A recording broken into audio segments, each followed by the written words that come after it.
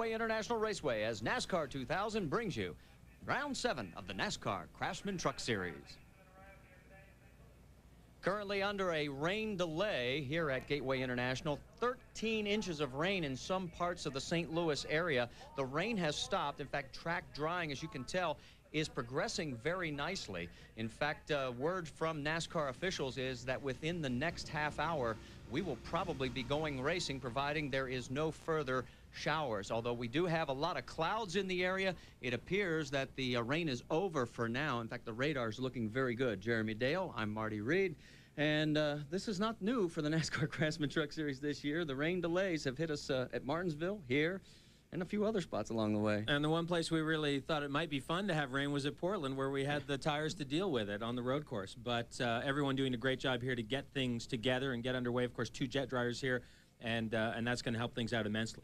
So as far as drivers now getting ready, the introductions are being made to the entire public here. In fact, our crowd is filing in. In fact, tip of the hat to the fans here in St. Louis, because earlier this morning, I mean, literally I-44 had been shut down to the southwest of Gateway International Raceway, and they were telling people just stay inside for a while. Now the storms have moved off to the east. It's looking a little bit better, so it looks like we're going to get this race in, and a tip of the hat to the crowds. Take a look at the points. You can see the wind has come up as well, and that's another good sign. Mike Wallace currently leading Andy Houston by 39 markers. Jack Sprague in third, 99 points behind. Then it's Steve Grissom, who has slowly, quietly, effectively moved up to the number 4 slot, and Kurt Busch is in 5th.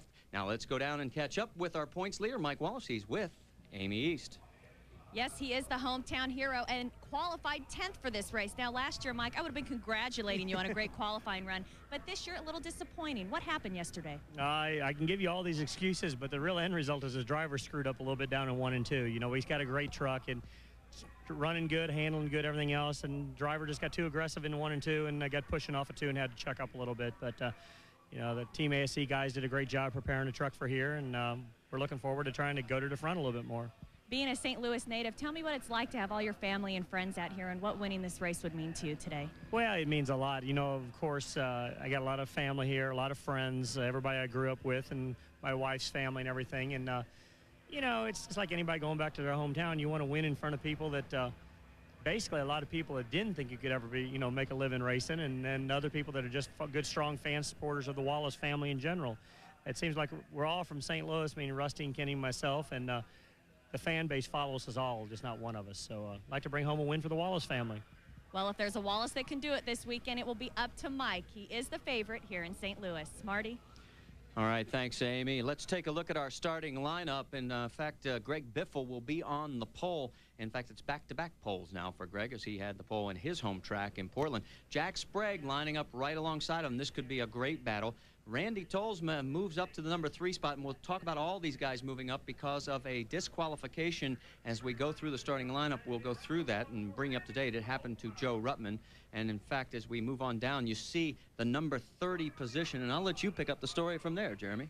Well, Joe Ruttman actually had a good run in qualifying yesterday and had qualified 3rd. NASCAR in post-qualifying inspection found an irregular fuel sample in that truck, and they disallowed the qualifying time, put him at the back on a provisional, and Dave is with Joe right now.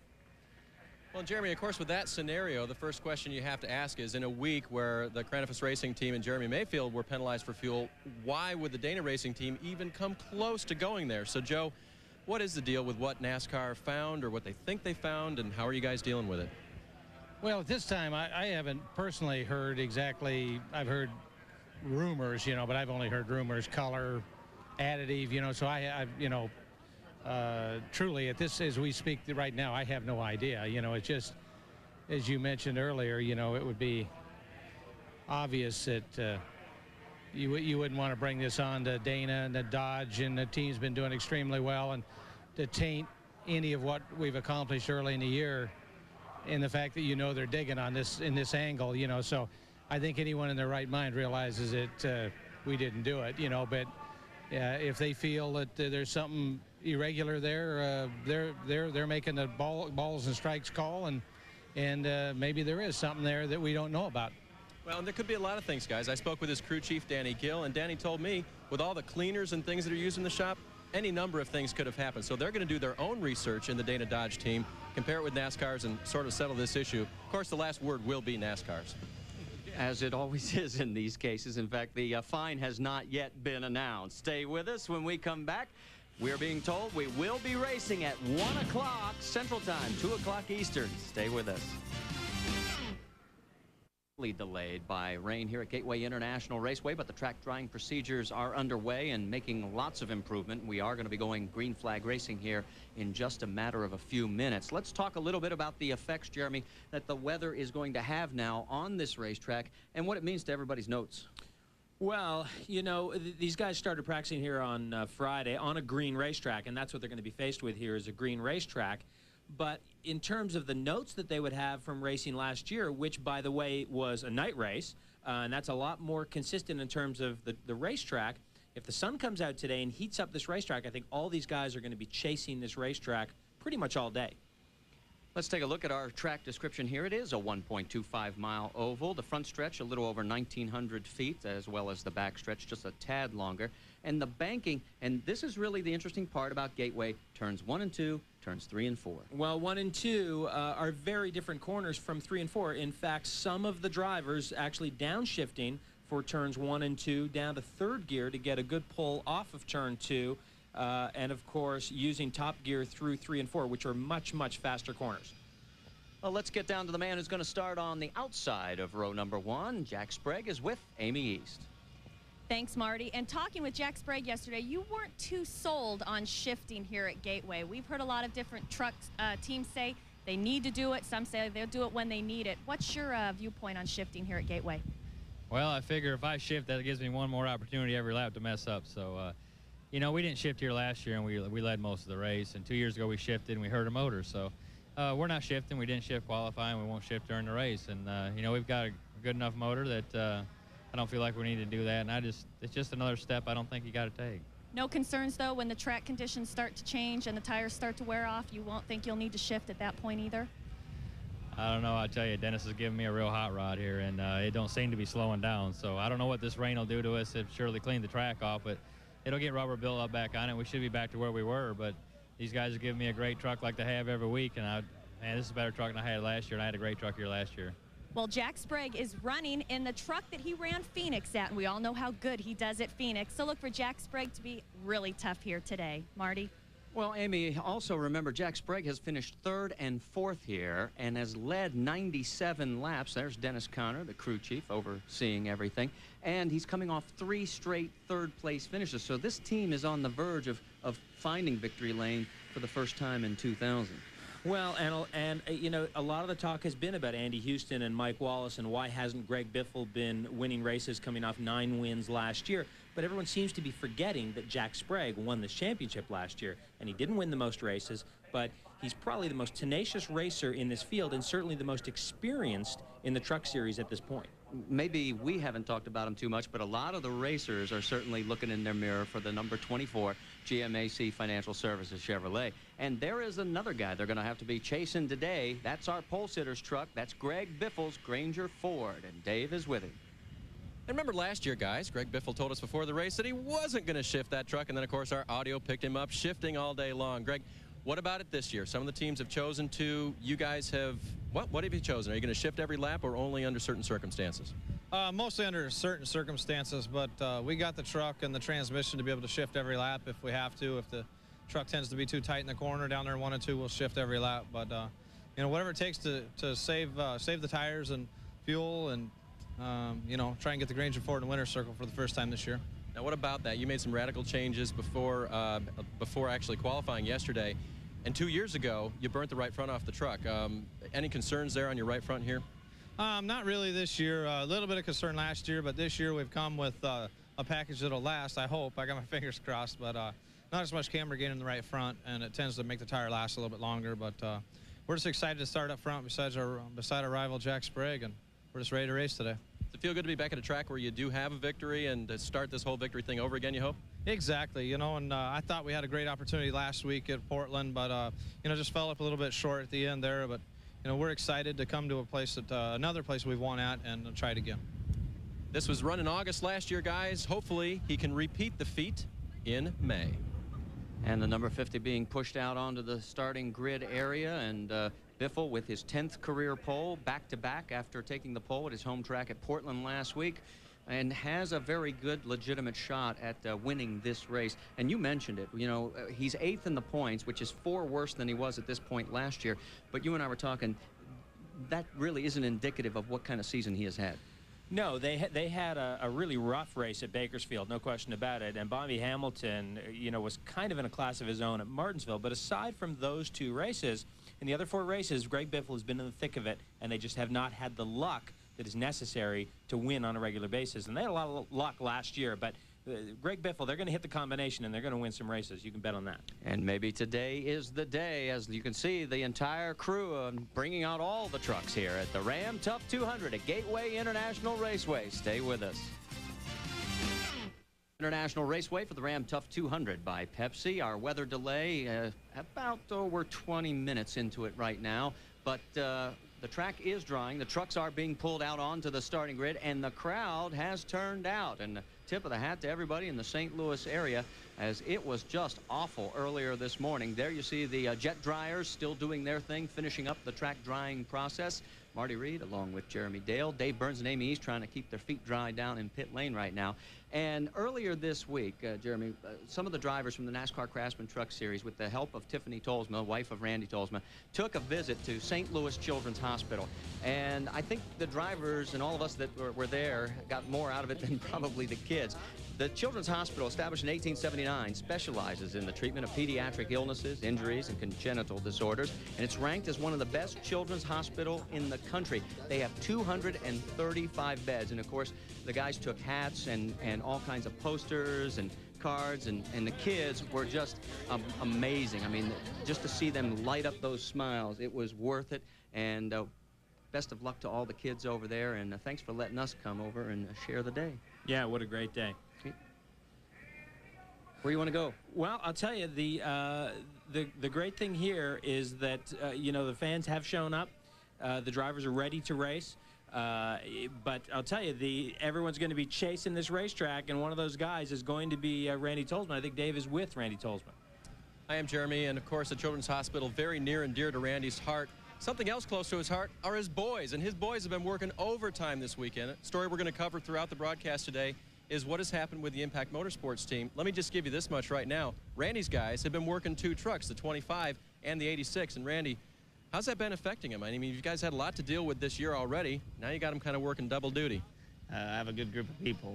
Everybody on the Citgo Superguard Dodge are class individuals and quality people, and it shows. You know, they've helped Doug George out and qualified real good there as well. And you know, my truck obviously hasn't hurt our quality because we've qualified better than we had all year. So guys are doing a good job, and their heads are high. And you know, we were able to bring some race day guys in early, so you know, they get their hands on a little bit more than usual, and brought in a couple people to help out. So it's worked real good. And you know, like I said, I can't say enough about my guys because they've worked real hard and obviously doing a great job. Okay, and obviously they'll only be pitting Randy's truck, so he will have that to his advantage. He qualifies 4th. Now here's Amy East with Kurt Busch. Thanks, Dave. And Kurt Busch, of course, is our top rookie contender so far this year in the NASCAR Craftsman Truck Series. You wouldn't know it. He's currently 5th in points, but you did qualify 16th for this event. Is Gateway a little more tricky than you anticipated? It's a tough little course. Had a lot of anticipation coming here. We've been fast in practice and happy hour. I just told the guys I need this and this for qualifying, dialed myself right on out. So we'll be all right in the long run.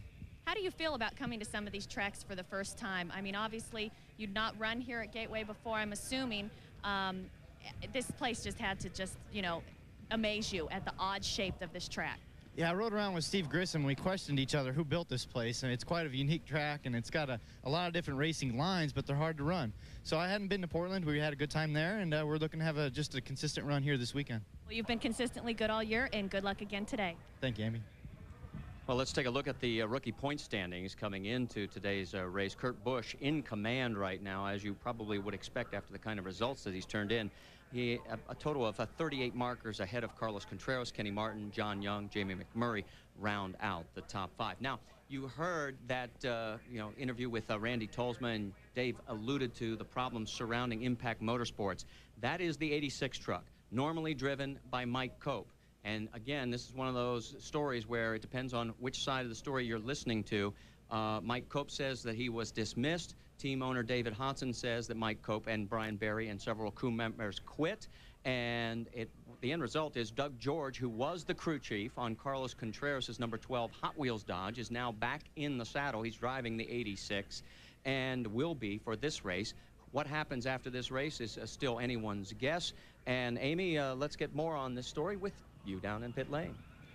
Well, Doug, everybody is really excited to have you back in the driver's seat, but still a little confused as to all that's happening in the Impact Motorsports camp. What do you know from this point as to your future as a driver for Impact Motorsports? Well, as far as I know right now, just, you know, this was such a last-minute deal that I basically got told as I was getting off the airplane what was happening, and you know, I'm not really sure. I've been just concentrating on dealing with the RC Cola, you know, truck and helping Carlos out with the Hot Wheels. I'm still basically crew chiefing for him. And we haven't had enough time to sit down and even discuss what's going on because, you know, we got the 3 teams, the Citgo team, Hot Wheels, and the RC Cola team. And I got to thank all those guys because they have helped me. The Citgo team, Gary Showalter, and our crew chief, I mean, them guys have been great. Everybody's pulled together and helped because really, when we unloaded, there was no team of the 86. So we basically pulled some guys together to help us out, and so far things have been going pretty well. Well, I would like to see a smile on your face because you're a great driver. You've been in the NASCAR Craftsman Truck Series since '95, and you have to be just excited to be back in the driver's seat. What does it feel like? Well, I am excited, but it's like I said, I was a little worried about, you know, Carlos, not me being there 100% of the time, and but I'm totally excited, and I got to thank David Hodson and Impact Motorsports for giving me this opportunity, and I think it goes to show you that everybody at the last minute can help each other out, and I mean, we've really pulled together, and I know David's happy, and all the sponsors are happy, and that's the main thing. I mean, that's what it's about. It's all about people, and so far, so good. And it's also about having fun. Have fun today. I'm going to have fun. All right, let's remember that Doug George has qualified 13th, and with all the confusion he's had going on in the last week, that is a phenomenal qualifying position. And he'll start right behind Carlos Contreras. This will be his 55th career start in the NASCAR Craftsman Truck Series. His best, a 5th at Sears Point in 1996. Stay with us. We're getting ready to go racing. International Raceway, St. Louis, Missouri. The Ram Tough 200 by Pepsi under a weather delay, but we can tell you we are getting ready to go racing. The track drying procedures are wrapping up. In fact, they have already started all the pre-race ceremonies. You can see that the crowd has turned out. There are all the race teams lined up as we're getting ready for the national anthem and the invocation. And we are going to go racing round 7 of the NASCAR Craftsman Truck Series when we come back to Gateway International Raceway. Stay with us. As ESPN, the worldwide leader in sports, and NASCAR 2000 present Round 7 of the NASCAR Craftsman Truck Series. The current faces in the top 10 of the NASCAR Craftsman Truck Series standings are as different as night and day from a year ago. Some of the stars have changed, but they shine just as brightly. Now vying for success is a diverse group of accomplished veterans. Those hungry for a breakout performance and a rookie full of raw talent. Which one will be victorious at this gateway to the championship? Well, it was Homestead in 1998 when Rick Crawford last visited Victory Lane, but the Milwaukee Tool Ford team has stepped it up in 2000, and that winless streak could end here today. Another driver who is on the verge of a breakout year is the PickupTruck.com Chevrolet driver of Terry Cook. Last year, Terry, you had 1 top 5, 3 top 10s. In our top 6 races this year, you've already accomplished that. What's been the difference so far for your team?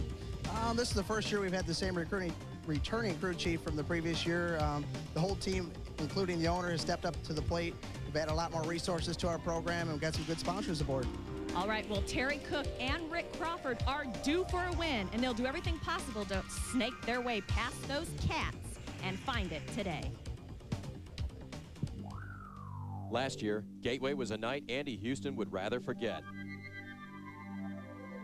Against darkened skies, the Cat Rental Store Chevy sparked attention, but couldn't shed light on a good finish.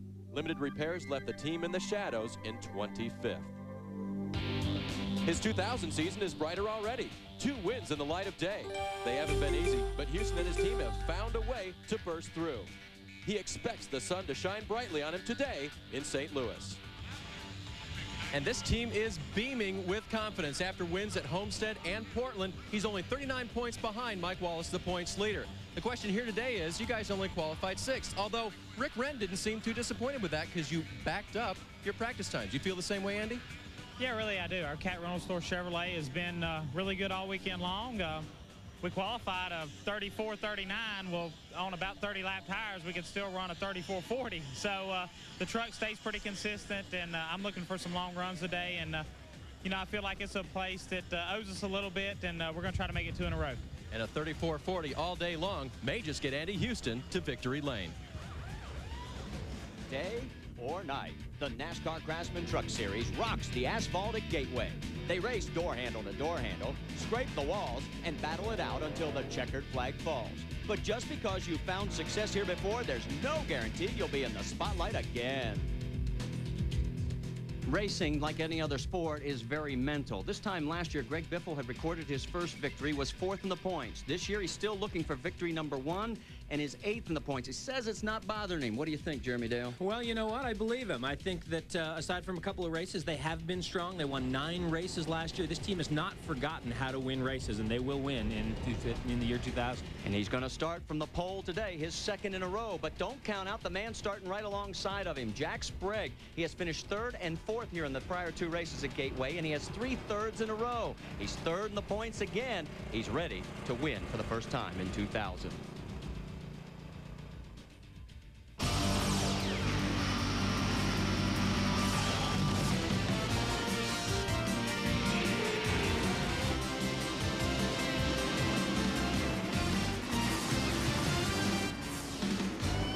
ESPN, the worldwide leader in sports, and NASCAR 2000 present round 7 of the NASCAR Craftsman Truck Series today from Gateway International Raceway. It's the Ram Tough 200 by Pepsi.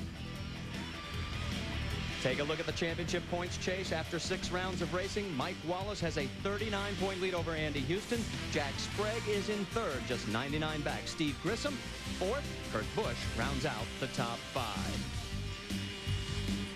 As the crowd continues to file in, the engines will be firing soon, and we will set the starting field for you here at Gateway when we come back right after this. Is wrapping up. They are finishing up a few areas where they've got a few damp spots here at Gateway International Raceway. And there is the jet dryer, one of 2 that we've had working feverishly. The rain stopped literally about an hour and 45 minutes ago. And we are very, very close to going green flag racing. We talked about Rick Crawford in the beginning of our show. Let's go down to Dave. He has caught up with the man himself. And Marty, he almost broke through last week at Portland. I'm with road course ace, Rick Crawford. Rick, after last week, you got to be pretty confident heading back to the ovals, huh?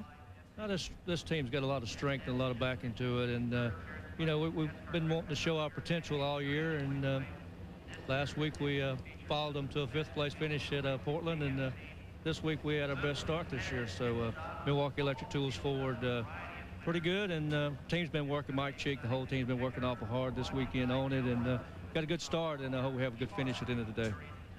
Rick, this is a 1.25-mile semi-banked oval. How comfortable are you on this particular configuration?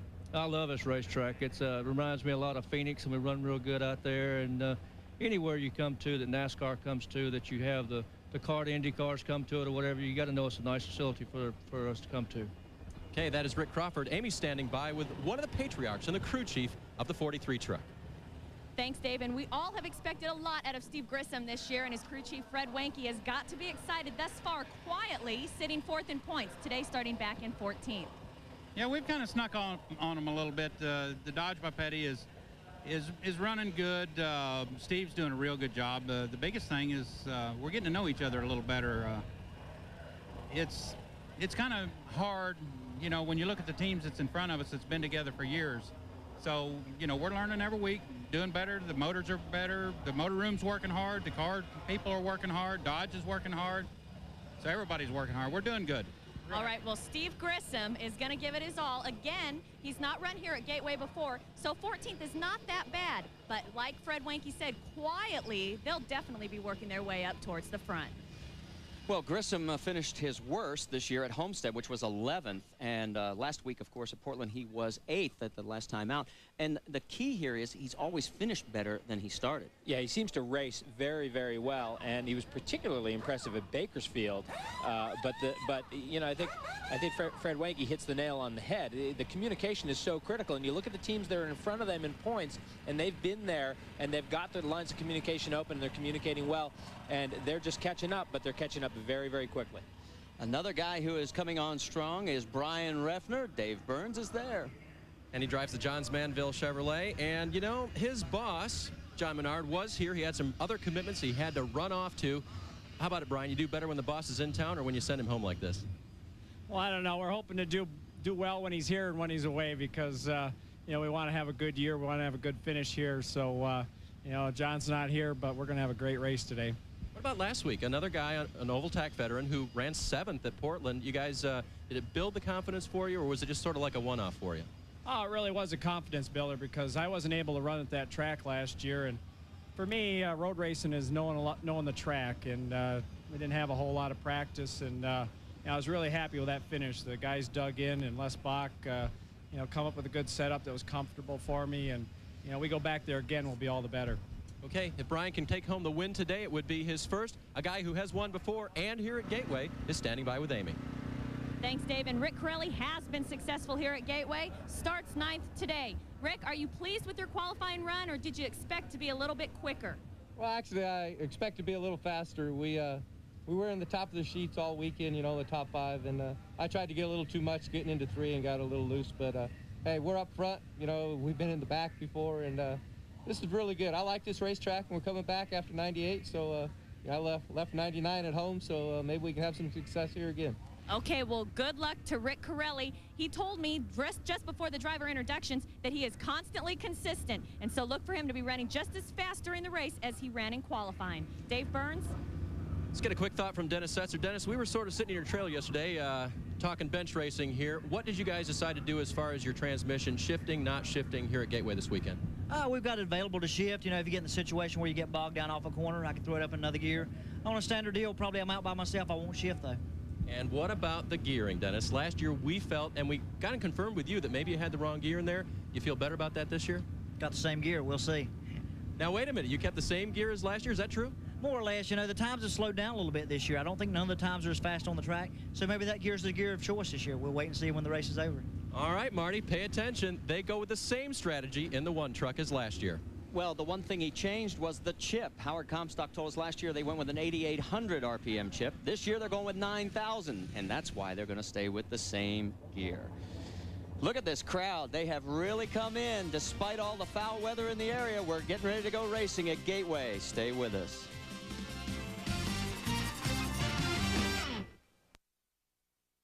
Round 7 of the NASCAR Craftsman Truck Series. The Ram Tough 200 by Pepsi just about ready to take the 3 pace laps and get this race underway. Let's take a look at our Mopar starting grid, and on the pole for the second straight race in a row, it'll be Greg Biffle at not a record, but over 132 miles an hour. Jack Sprague right alongside in the Chevrolet.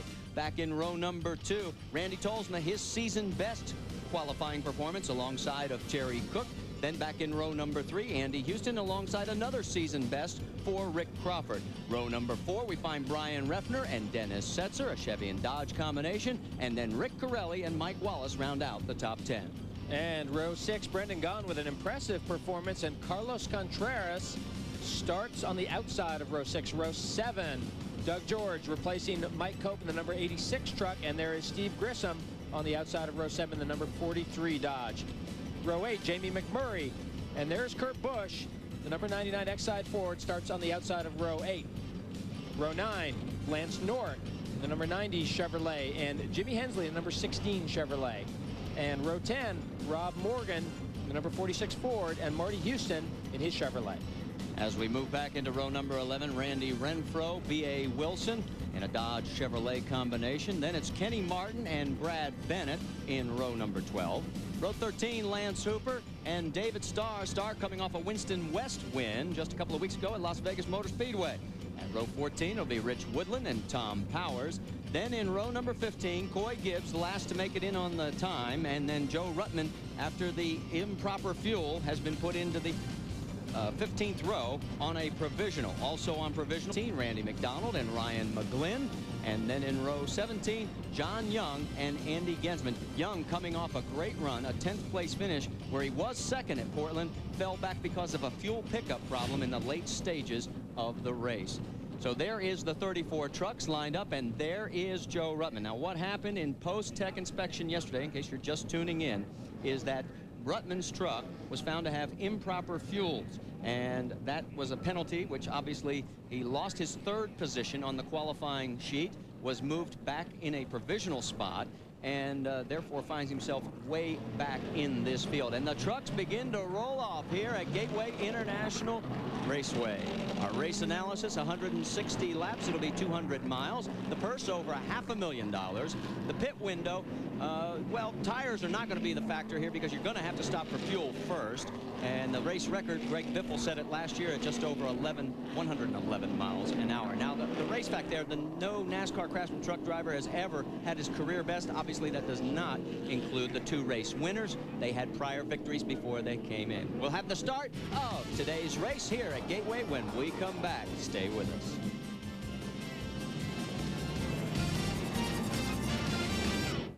International Raceway as the NASCAR Craftsman Truck Series here at the Ram Tough 200 by Pepsi. And let's check on our onboard cameras for today's race. Well, and this is onboard the number 43 Dodge, Steve Grissom, and he'll start 14th. And our second onboard camera today is Mike Wallace in the number 2 Team ASE Ford. Saying hi, starting 10th. And there is the Granger Ford. Greg Biffle starts on the front row, starting 1st. So before we go green flag racing here, let's get a quick update from Amy East. Thanks, Marty. And some of the things these drivers were concerned about coming into this weekend were that we're running this race during the day and not during the night. And it's also a different tire, the new Generation 2000 tire. But after all the rain we got last night, there's yet another concern. We're running on a green track.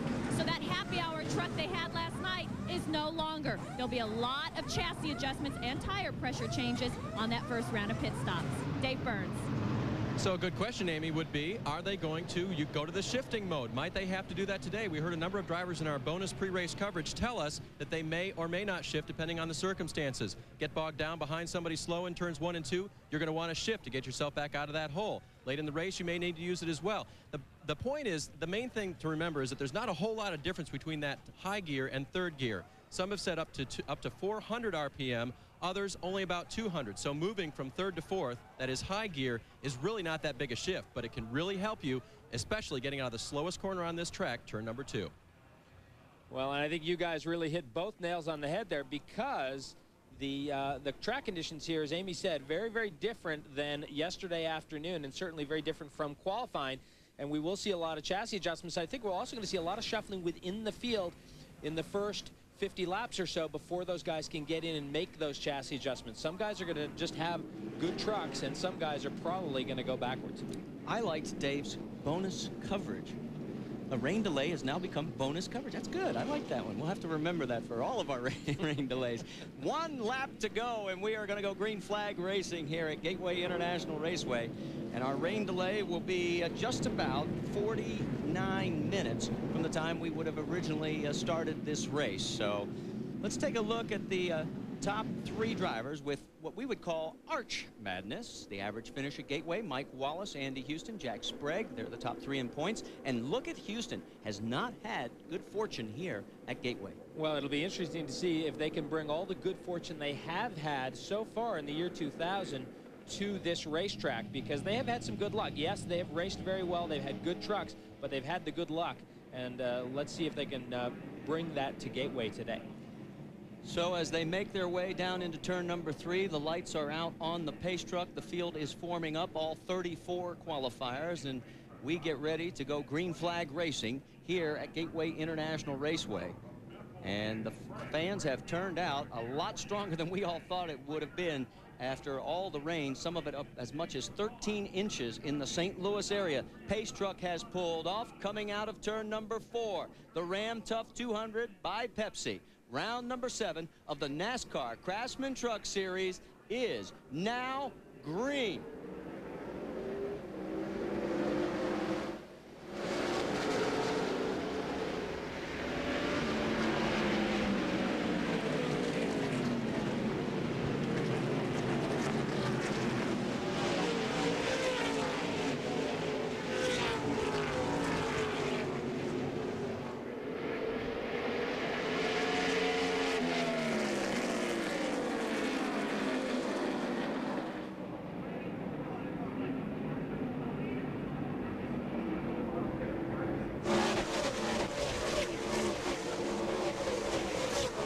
Coming to the line, the first lap will be led by Greg Biffle, followed by the 24 of Jack Sprague, then Terry Cook, Randy Tolsma, Rick Crawford. And look at the battle going on back here a little bit further. And Terry Cook actually got stacked up a little bit there in turn 1, and we're going 3 wide down to turn 3. Could get a little dicey. The 14 trying to get around and does get around Randy Tolsma. So Rick Crawford picks up a spot. He'll zero in now on the 88 of Terry Cook. Andy Houston right behind Randy Tolsma.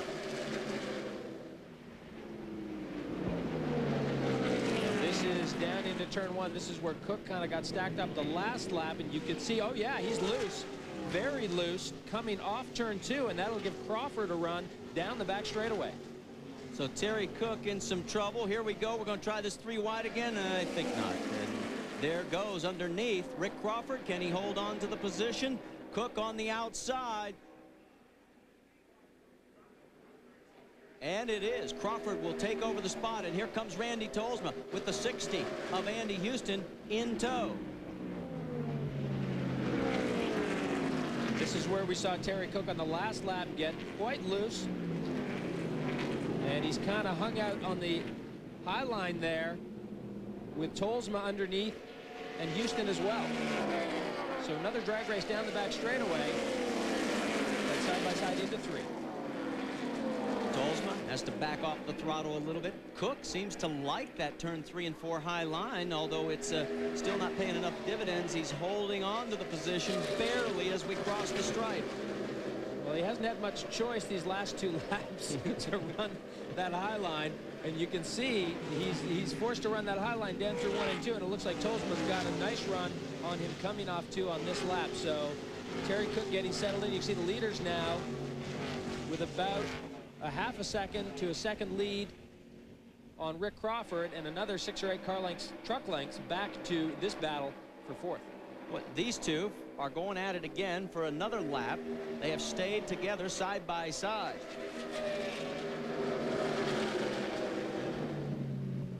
Tolsma may finally have enough room. Can he make it stick as he dives underneath? And yes, closes the door on Terry Cook. Now it's up to Andy Houston to see if he can get by the 88. These guys will be figuring out what they need to do in these trucks on this first tank of fuel to make them get around this racetrack. It won't be until they pit they can make the necessary chassis adjustments. But right now, they just have to deal with what they've got. Andy Houston now has the inside line on Terry Cook. Cook, who matched his best season start here with another 4th place grid position. Looks like he's going to lose it here. And here comes Refner underneath with Dennis Setzer. We go on board with Mike Wallace.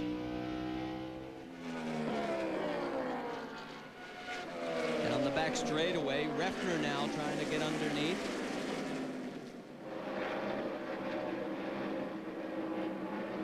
Wallace on the high side of Setzer coming out of turn 4. And Setzer looks like he's going to lose a position. Let's go back to the battle up front because Jack Sprague has gotten around Greg Biffle. Oh, and Biffle touches him, gets him loose, and now drag race down the back straightaway.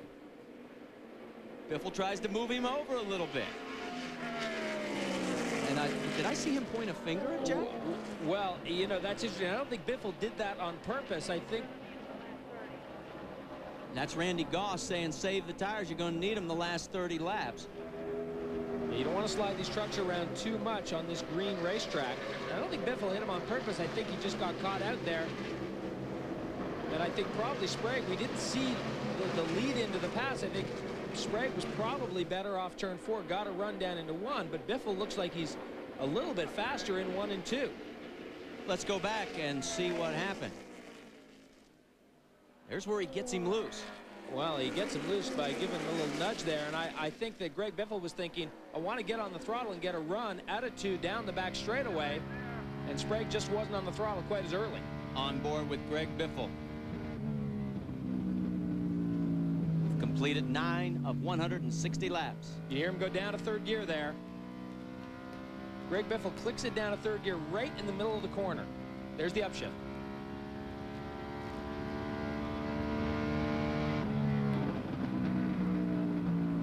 We've got a full course yellow being flown at the start-finish line. Trouble down in turn number 1. It is the 86 of Doug George. He has backed it into the wall on the Royal Crown Dodge. Has got damage to the back end. Stay with us. Our first caution of the day. Jack Sprague is your leader. We're under our first caution of the race due to Doug George's contact with the outside. We're assuming the outside retaining wall.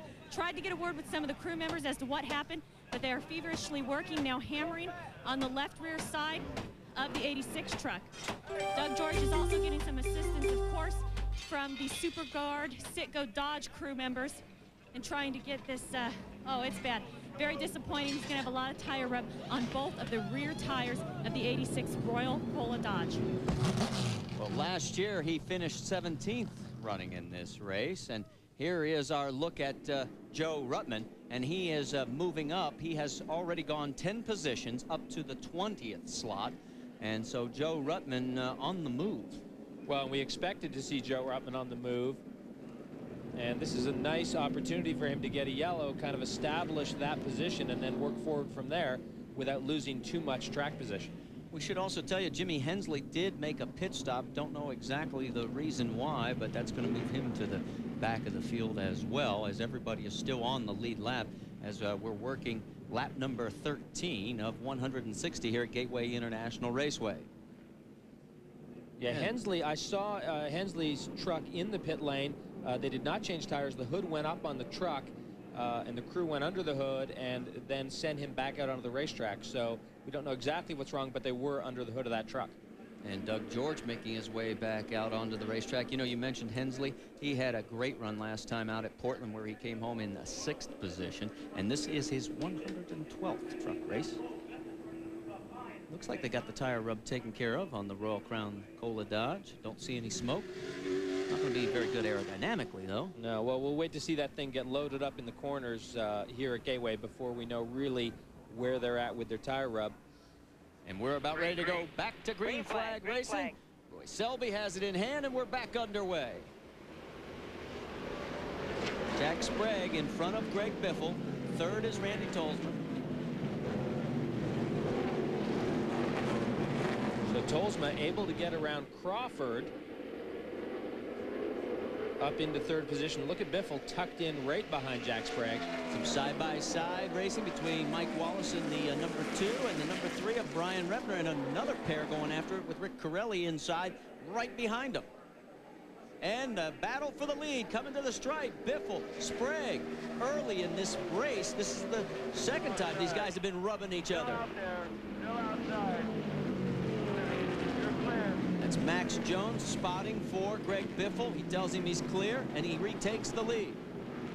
And Randy Tolsma right up there now as they run side by side into 1. Randy Tolsma able to close down that gap, and it's opened up a little bit now as they run down to 3. So Biffle and Sprague getting very racy here in the early going at Gateway International. Wow, Sprague very close to the wall there, coming off 4. Very good run off 4 down the front straightaway. Look at him all tucked in there.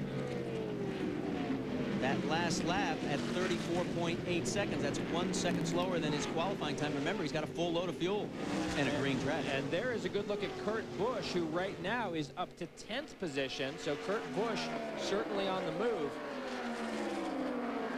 Busch in the number 99 XI Ford started 16th, so he's already picked up a half a dozen spots and is zeroing in on Mike Wallace. And these two have a bit of a rivalry brewing. Remember, Wallace got into Kurt Busch right at the end of our race at Portland. Busch felt that Wallace took him out. Wallace said it didn't mean to. And basically, we talked to Kurt and asked him about it. And he said, hey, I'm going to blow his doors off if I get the chance. Well, Kurt Busch, certainly not a guy that is short on self-confidence. A little bit short this weekend, Jeremy, on self-confidence. This 1.25-mile oval is not Kurt's forte. In fact, he said when I raced the Southwest Tour cars, even though they were lower and grippier, I had a hard time on the mile tracks, even like Phoenix. So he has not been confident all weekend. In fact, when I talked with him, he was very frustrated with his performance here so far.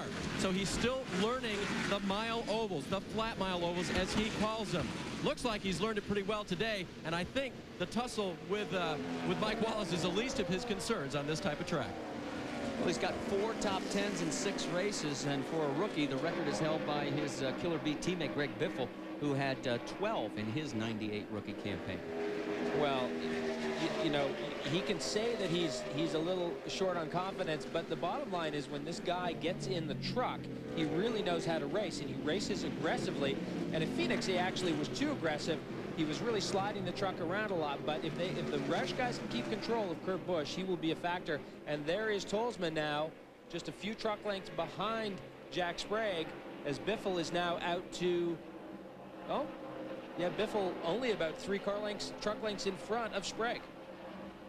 So there is your top 3, and Randy Tolsman in that 3rd position. Remember, this has been a team that has been snake bit all season long, having great runs go for naught with late set breaks. And there's Andy Houston making a move, getting around the 14 of Rick Crawford, and here comes Setzer underneath Crawford. So again, we've got action going on all over the racetrack.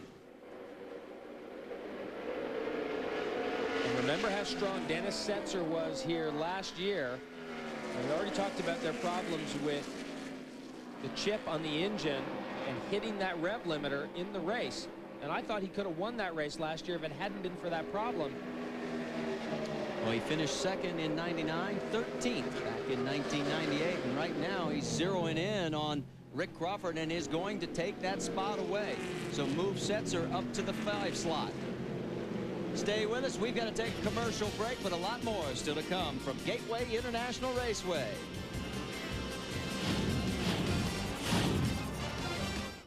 International Raceway, we've had our 3rd lead change during the commercial break. Jack Sprague got around Greg Biffle, and these two doing a little bit of maneuvering on each other. Here comes Randy Tolsma zeroing in on the 50 Ranger Ford.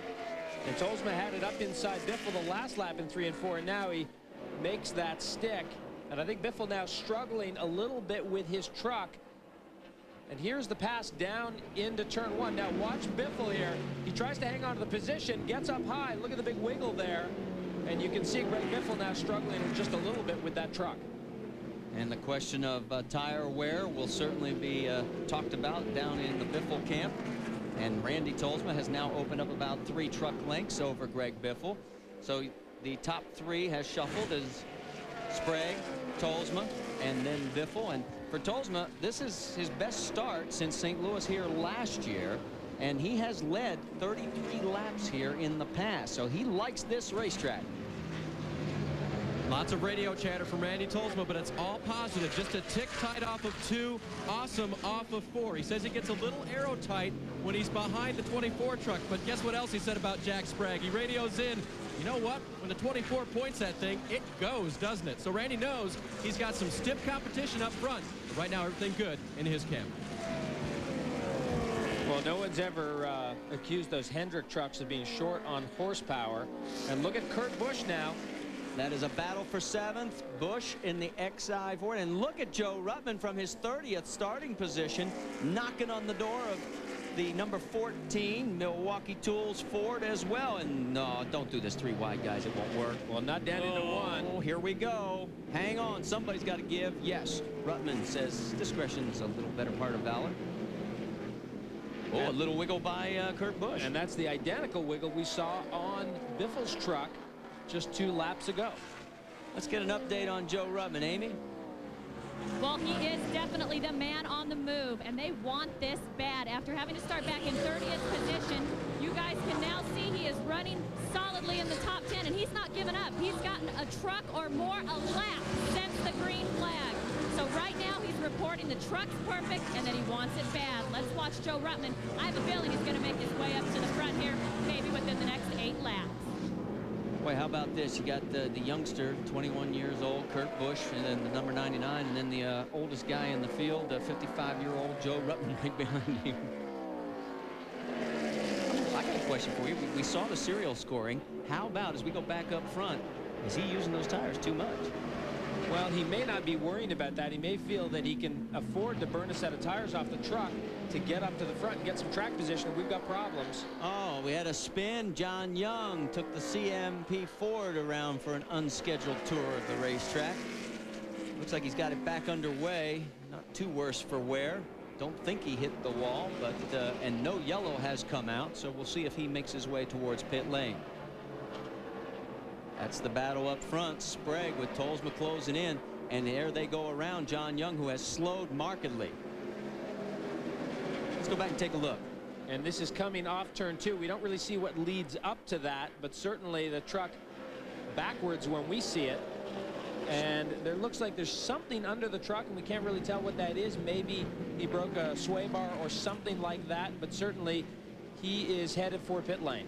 Well, he had that problem in practice. Remember, he told us they broke a sway bar, and maybe he's had a recurring problem there, and he is headed for pit lane. Meanwhile, there is the battle for the race lead.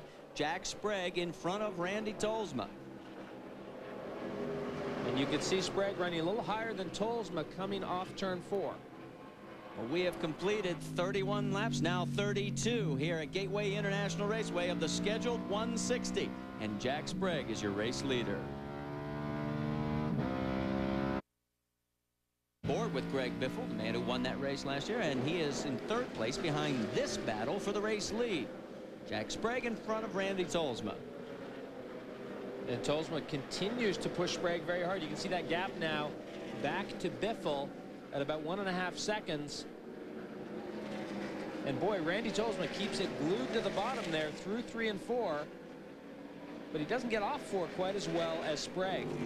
Well, Tolsma's best finish this year so far was the 6th back at Homestead.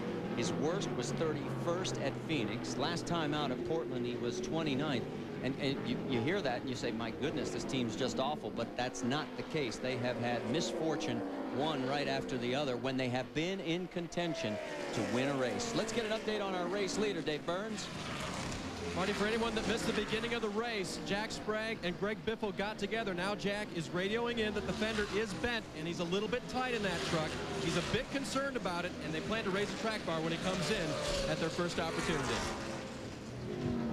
Well, one of the things that we were talking about when guys get into each other now on that back quarter panel, NASCAR has added some reinforcement posts in that area where it would have just crumpled in the past.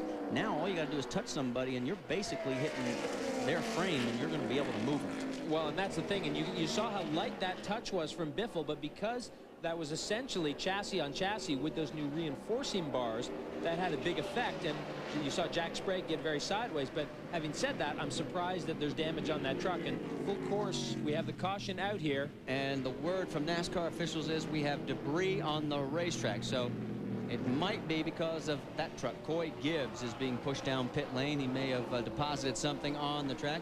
And Joe is here. Amy, you're with him? Joe, this is tough luck for your son, Coy. What was happening? We saw them under the hood. I don't know. Something happened with the motor. We're not sure. All right. How more often will we see the MBNA truck out here at these truck races? It's been great to see your involvement in the truck series this year. We're going to try and run about 12, 15, something like that. All right. Better luck next time. Well, Joe Gibbs, of course, had tough luck at Richmond last night in the Winston Cup race with Tony Stewart being so dominant. And now it doesn't seem like that Gibbs luck has carried over to today for his son, Coy Gibbs. So they push the MBNA truck back into the garage area and find out if they will be able to make repairs and put Coy Gibbs back out onto the racetrack. Coy was really the beneficiary. The pits are closed. That's what that flag signals right there, being held by Danny Riggs. Coy was the beneficiary of the Ruttman disqualification. That made his time the 29th quickest. He would not have had a provisional to be able to get into the field, so he made the show that way and still ends up having the tough break here, but at least he got to take the green flag. Everybody slowing it down right now. We've had three lead changes between the top two guys that you see up there. Greg Biffle and Jack Sprague. Randy Tolsma has yet to lead a lap. But it's certainly come awfully close. We had 4 drivers lead this race last year, 9 different lead changes over the course of the event. In fact, Randy Tolsma, Jack Sprague, Greg Biffle were 3 of those 4 guys. The 4th is no longer in the series. That's Stacy Compton, who's running up in the Winston Cup Series. And it looks like we're going to get some pit stops here on lap number 41.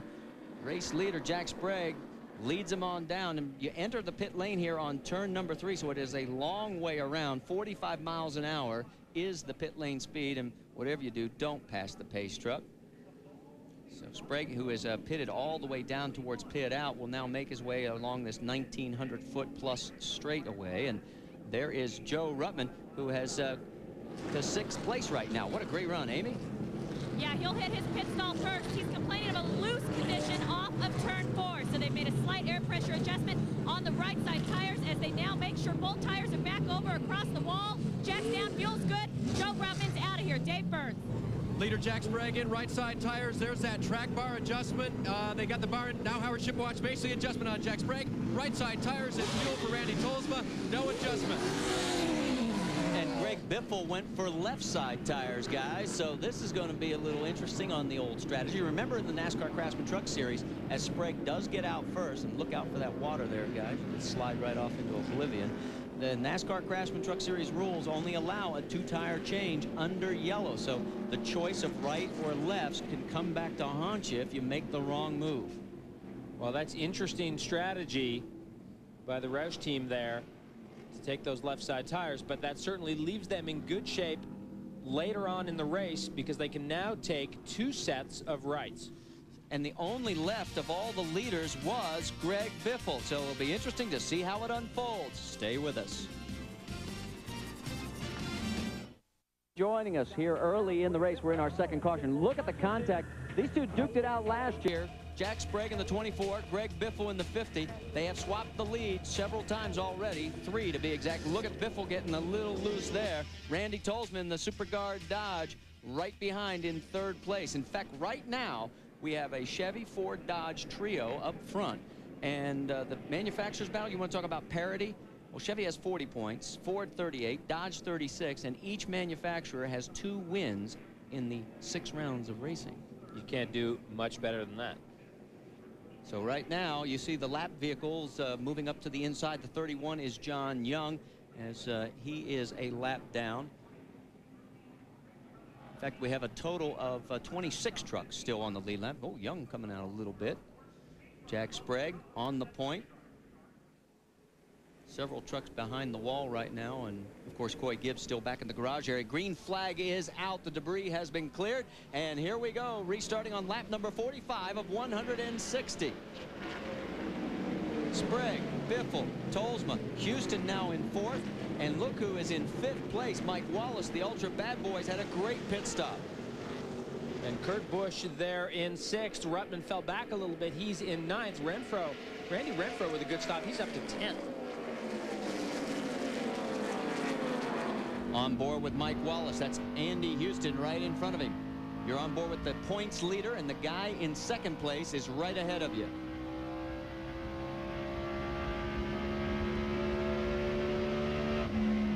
.39 markers separated these two coming into today's race action. Whoa, and Houston got a little loose there. Brendan Gaughan in the Napa Auto Parts Chevrolet. Got a quick glimpse of Brendan making a tour out there. He has dropped back to 19th position. And here we go. Tolsma trying to look underneath of Biffle. Can't get it done.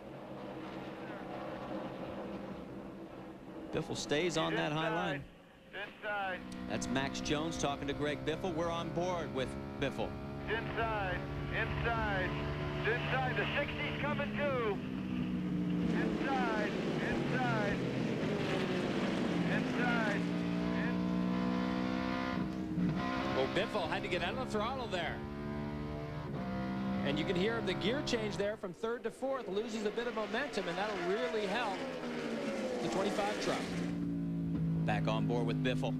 But man, can Biffle ever drive that thing into turn 3?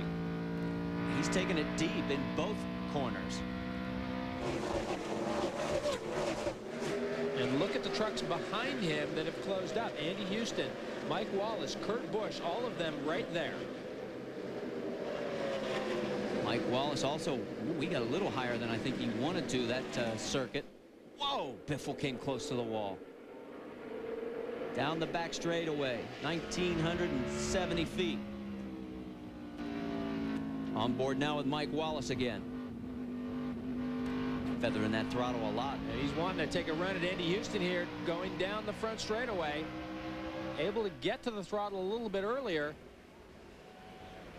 And so now Mike Wallace inside Houston. And that is going to move him up to the 4th position if he can hold on to it. Looks like he's got it. And did you see Biffle slide up the racetrack? Tolsma's around Biffle, and now we're 3 wide. Kurt Busch on the far right of your screen. He's going to try and take advantage of the bobble that sort of checked everybody up. And yes, Busch gets underneath. And we're listening to Andy Houston's radio on board with Greg Biffle. And that was all caused by Greg Biffle having a big slide up in there coming off turn 2, and Houston had to check up, and they gave Kurt Busch a big run. And there's Ruttman tucked in behind Wallace now. Let's get an update on Andy Houston from Dave Burns. Well, Marty, it's into the wall. It looks like Jack Sprague, guys. I know that's what you were looking at.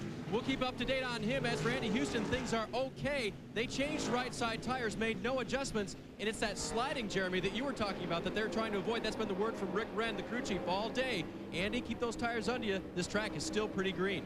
Yeah, that was not me goosing Jeremy Dale. That was him watching Joe Ruttman slide into the wall. But it looks like it did not do a lot of serious damage, although he did drop a spot or two. And I'm not sure he actually even got the wall. It was hard to tell. He was up there sliding, and I'm not even sure he got the wall. Let's take a look at it. You can see Ruttman very high there, and Kurt Busch and Mike Wallace together, and Ruttman just gets up in the gray stuff, and I don't think he actually got the wall, but boy, was it close. He had to check up, get out of the throttle. You see Terry Cook got a run there on Joe Ruttman. So Ruttman back to 8th position. Terry has moved up to 7th, so he lost only 1 spot with the close call with the wall.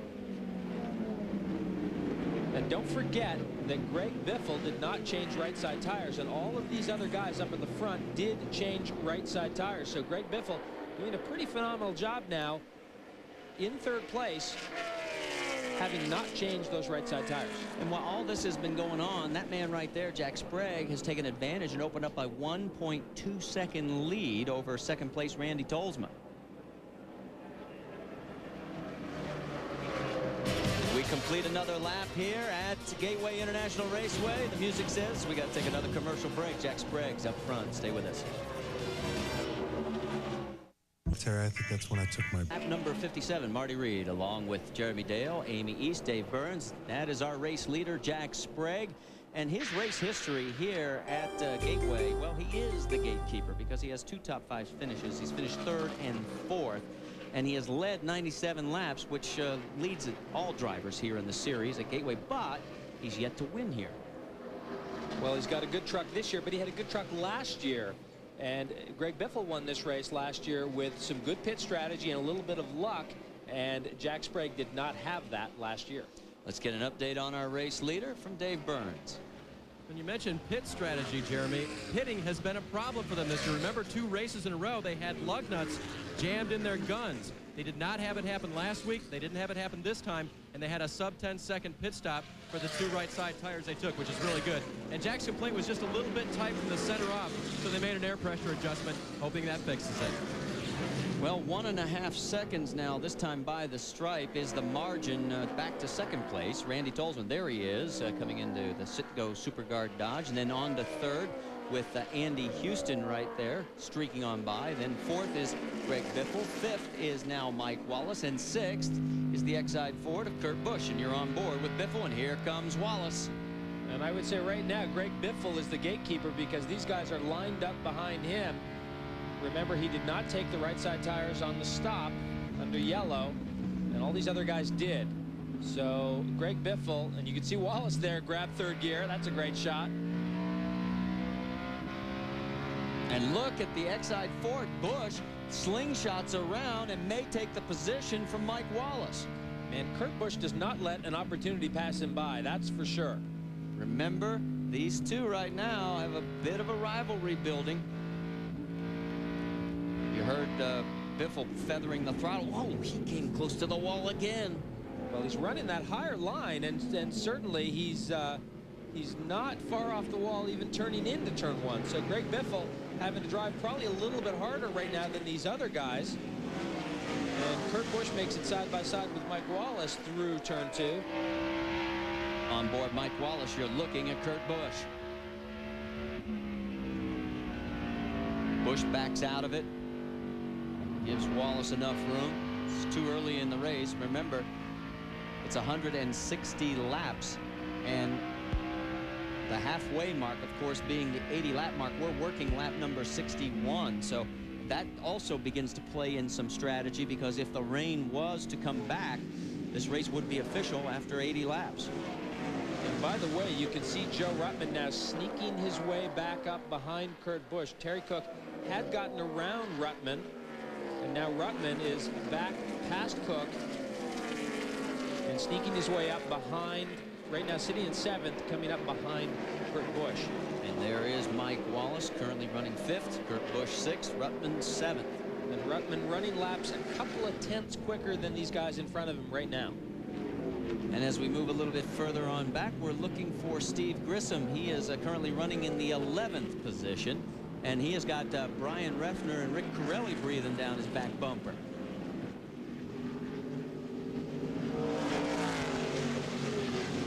I mentioned Grissom, his worst was 11th back at Homestead. His best was 4th at Mesa Marin. Last time out of Portland, he finished in 8th position.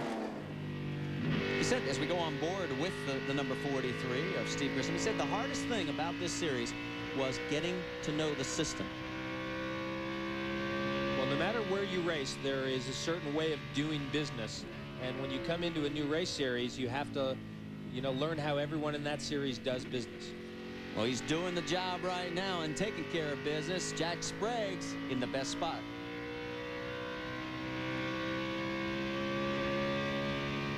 International Raceway, you're on board with Greg Biffle. He has been bumped back to 5th place by his teammate Kurt Busch. Coming up tonight, a little bit later, we're going to shoot the puck, eh? Conference semifinals, Stanley Cup action, Game 6, San Jose at Dallas, 7:30 Eastern Time. Remember, ESPN 2 tonight at 7:30. And ESPN and ABC, the exclusive networks for all your Stanley Cup playoff action. For more, log on to ESPN.com, part of Go Network, go.com. I could not believe that game that went 5 overtimes. Uh-oh, Carlos Contreras, look at the right rear tire. Looks like he's going flat. And the Hot Wheels Dodge is not so hot right now, as he has slowed markedly heading for pit lane. And he'll make it down onto pit lane without a caution, and you can see very clearly the right rear there. Meanwhile, we go back to our race leader, Jack Sprague. The margin over Randy Tolsma is now up to 1.7 seconds. And there is Randy Tolsma in the Citgo SuperGuard Dodge.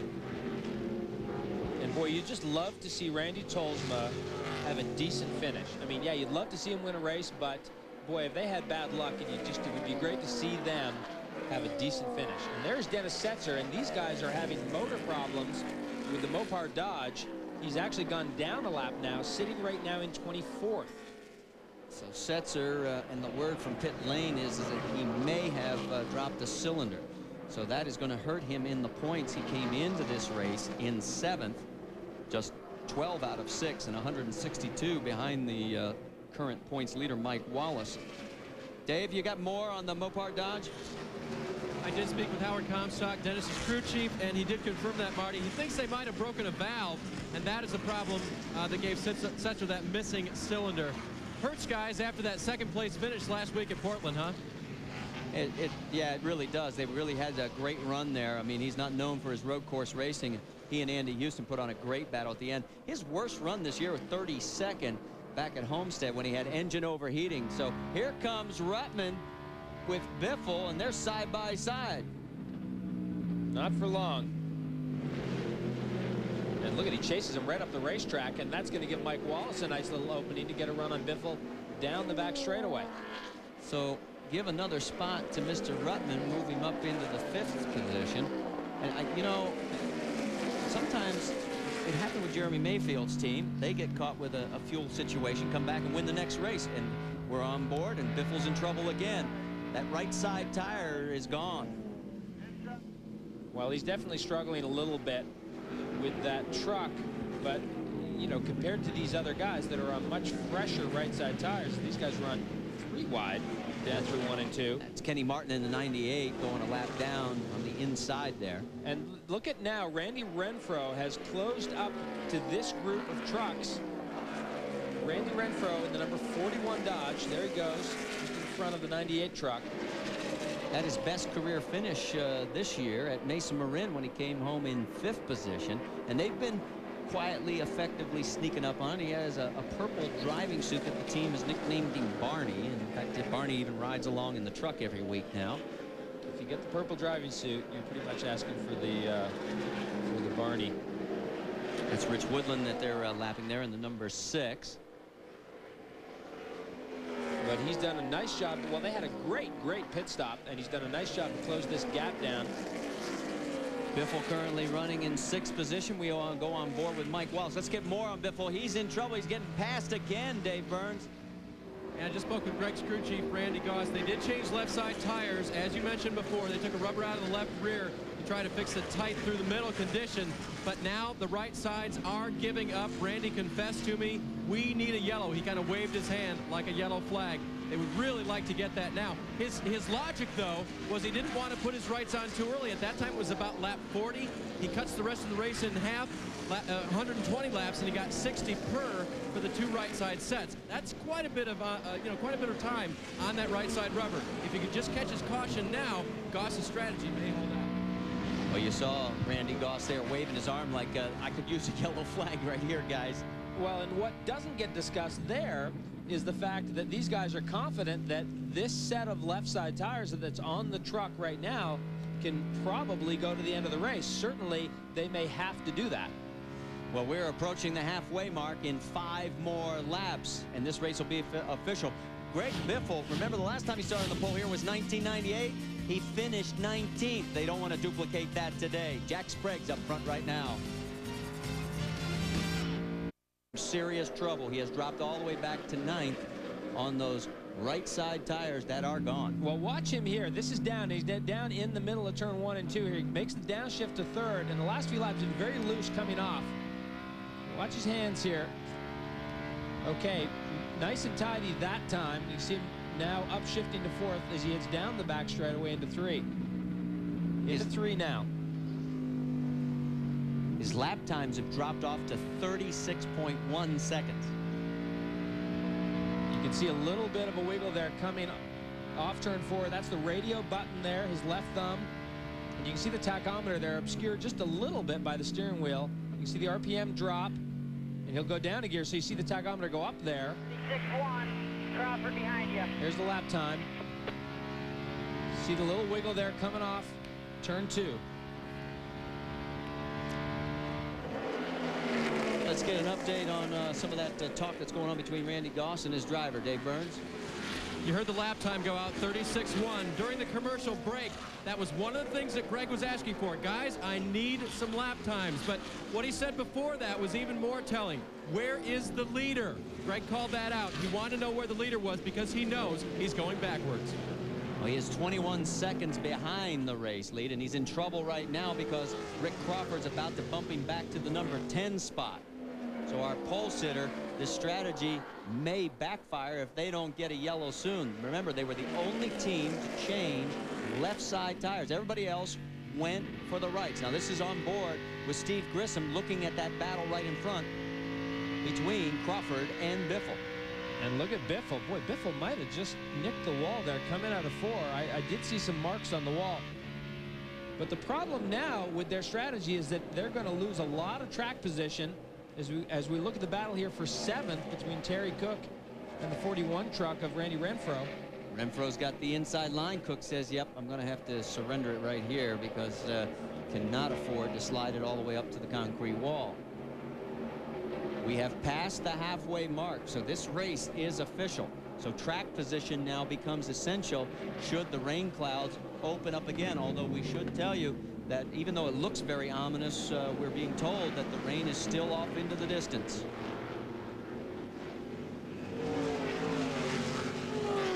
Cook has lost a little bit of contact with Renfro now after Renfro completed the pass. Back on board with Greg Biffle, and he's managing to battle it out again with Rick Crawford. But look at Grissom and Refner lined up behind. So this has been the story for Greg Biffle the last 25 laps or so. Trucks lined up behind him trying to get by him. And look at how close he is again to that wall out onto the main straightaway out of 4th. And Refner has now joined the battle as well. So you've got 4 trucks duking it out for the same position on the racetrack. The number 1 of Dennis Setzer at the back of that pack is a lap down, and Grissom looks like he's going to get around as we go on board with him as he gets past Rick Crawford. Can he make it stick? He waves. Does he want Refner to stay with him there? Well, he certainly, yeah, I mean, he'd rather have Refner with him. And the thing is, I think what these guys are saying is let's get together and we can all get by Biffle. They know Biffle right now is a sitting duck. And if they stop running side by side, they can all run right past Biffle, because they know that Biffle is in serious trouble with these right side tires. While we're watching this great battle going on between these 4 trucks. Look at Biffle again. He's hanging on. We'll tell you that Jack Sprague's lead is 3.8 seconds, so no danger of missing a pass up front while all this is going on. Here goes Grissom underneath. This is for 9th. And there's nothing Biffle can do. No, there's nothing Biffle can do right now. And the problem now for these guys is they're losing a lot of track position. These are all trucks that they either have to repass in the pits or they have to repass on the racetrack. And yes, they'll have those better right side tires, but they're going to have to run past all of these trucks again. And right now, Biffle is back to 10th, and he's going to fall back to 11th here very quickly. Refner's going to make it 3 wide going down the back straightaway. And he's looking to get underneath Rick Crawford as well. And it looks like, yes, he did complete the pass. So here comes Refner attacking Greg Biffle. So the John Mansville Chevrolet, the Indianapolis-based team of Brian Refner and John Menard. And to give you an indication of how much Greg Biffle is struggling right now, Dennis Setzer, who has basically dropped a cylinder, has caught these guys. And that tells you where Greg Biffle is right now. Dennis Setzer is going to come up and potentially pass Greg Biffle. On the back straightaway, Biffle has lost another spot as Refner has bumped him back to the 11th position. And there is Dennis Setzer in the Mopar Dodge. That's Tom Powers in the number 5 as Steve Grissom puts him a lap down. Stay with us. We've got to take a commercial break. Meanwhile, up front, it's a 4.6 second lead by Jack Sprague over Randy Tolsma.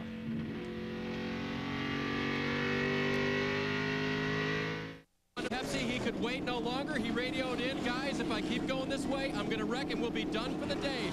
4 tire change for the Grainger.com crew. They come around to the left side, talked about pulling the rubber out. See if they do it. No, tire goes right on. 4 tires and fuel for Greg Biffle, and he will re-enter this race a lap down. 19.9, a decent stop for these guys. Hey, be careful. Did you see water? Watch. It's gonna be a yellow, baby. Keep going, keep going. Watch the water there, but these guys were about to go a lap down anyway. Jack Sprague was only 2 or 3 seconds behind. Now this is Andy Houston. He's got a tire rub on the right front, so he's... The Cat Rental Chevrolet has got a flat right front. And that is Houston's radio. He's on the back straightaway right now. He's going to have to try and fight his way over to get into the pit lane entrance. And boy, he's throwing rubber everywhere. Oh boy. So a bunch of debris now on the back straightaway. And this may force NASCAR to go to yellow, and that's going to just kill Greg Biffle. Watching the flag stand, Roy Selby does not have the yellow in hand.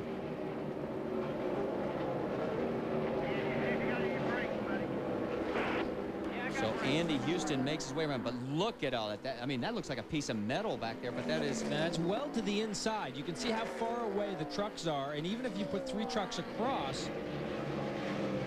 Dave is at the 60 Cat Rental Chevy pit. He's coming your way, Dave. A lot of right front damage now caused by that flat tire. You bet, Marty, and he's flinging rubber out as he comes along. They called for 4 tires. They asked him as he came on pit road, do you have brakes? And he acknowledged that he does. So as they go onto the right side, 1 can of fuel in already. Catch can man holds it in, looking for the 2nd can of fuel as well. Jack around to the right side. Houston Caldwell props the truck up. Guys going to the left side now. Right front, left front is done. Left rear is in. Fuel and out of here. 20.1 for the Houston crew. So Andy Houston pulling back out, but he has lost a lap and maybe 2. There is a piece of what was the right front corner of that Chevrolet. You saw a truck. I'm not sure where that was, but one of the trucks got very, very close to it. Biffle has gone around with the fresher tires, the 25 of Randy Tolsma. That is 2nd place, but remember, he's got to get back around Jack Sprague, and he's got a long way to go. He is shown as 2 laps down. Mike Wallace is in the pits. Let's go to Amy.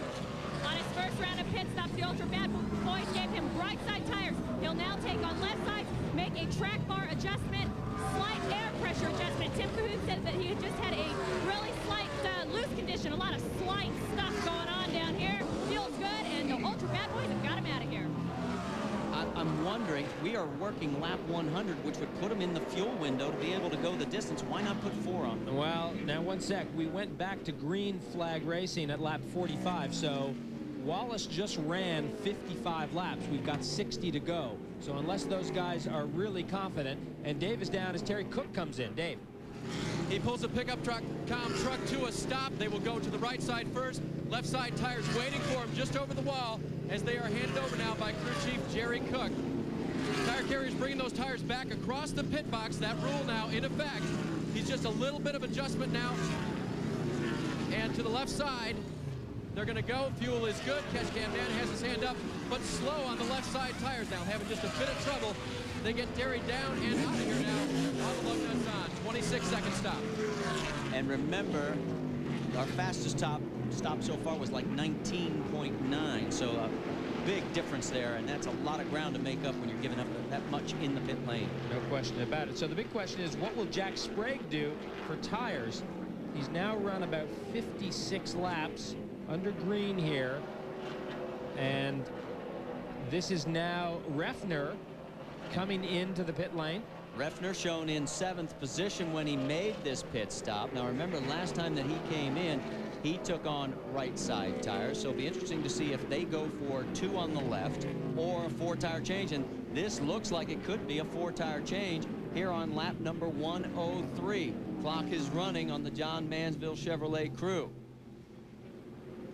Well, the last thing you want to do is just go and put lefts on it and then have to run under green flag conditions all the way to the end on those same right side tires that you changed on the yellow. So these guys are doing the right thing. Andy Houston was forced to do it.